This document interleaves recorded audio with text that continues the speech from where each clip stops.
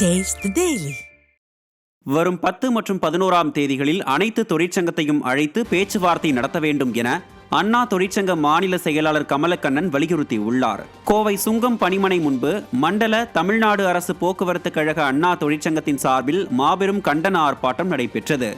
கோவை கோட்டத்திற்குட்பட்ட கோவை, நீலகிரி, திருப்பூர், ஈரோடு மண்டல போக்குவரத்து பிரிவு அண்ணா தொழிற்சங்கம் சார்பில் நடைபெற்ற இந்த ஆர்ப்பாட்டத்தில் அண்ணா தொழிற்சங்க மாநில செயலாளர் கமலக்கண்ணன், கோவை மாநகர கழக செயலாளரும் சட்டமன்ற உறுப்பினருமான அம்மன் அர்ஜுனன், கழக அமைப்பு செயலாளரும் சட்டமன்ற உறுப்பினருமான தாமோதரன், முன்னாள் சட்டமன்ற உறுப்பினர் சின்ராஜ் உள்ளிட்ட பலர் கலந்து கொண்டனர்.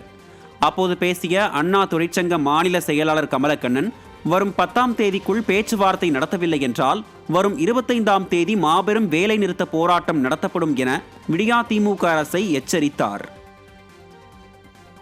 சென்னையை அடுத்த ஆவடி அருகே அதிமுக நிர்வாகியை மர்ம நபர்கள் அரிவாளால் சரமாரியாக வெட்டிய சம்பவம் பெரும் பரபரப்பை ஏற்படுத்தியுள்ளது.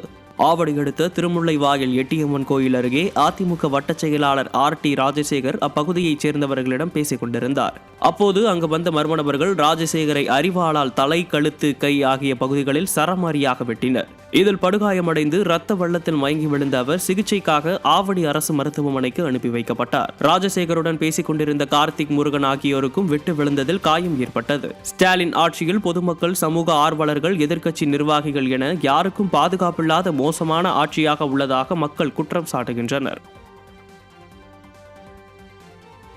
விரிவுரையாளர்களை நிரந்தரமாக நியமிக்க முடியவில்லை என்றால் தமிழ்நாட்டில் பல்கலைக்கழகங்கள் எதற்கு என்று சென்னை உயர்நீதிமன்றம் ஸ்டாலின் அரசுக்கு காட்டமாக கேள்வி எழுப்பியுள்ளது.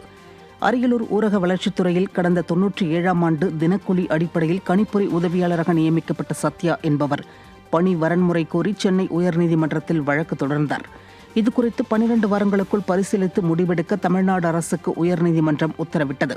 இதை எதிர்த்து தொடரப்பட்ட மேல்முறையீட்டு வழக்கு விசாரணைக்கு வந்தபோது அரசு ஊழியர்களை தற்காலிகமாக நியமிப்பதில் நடைபெறும் விதிமீறலுக்கு அரசுக்கு நீதிபதிகள் கடும் கண்டனம் தெரிவித்தனர்.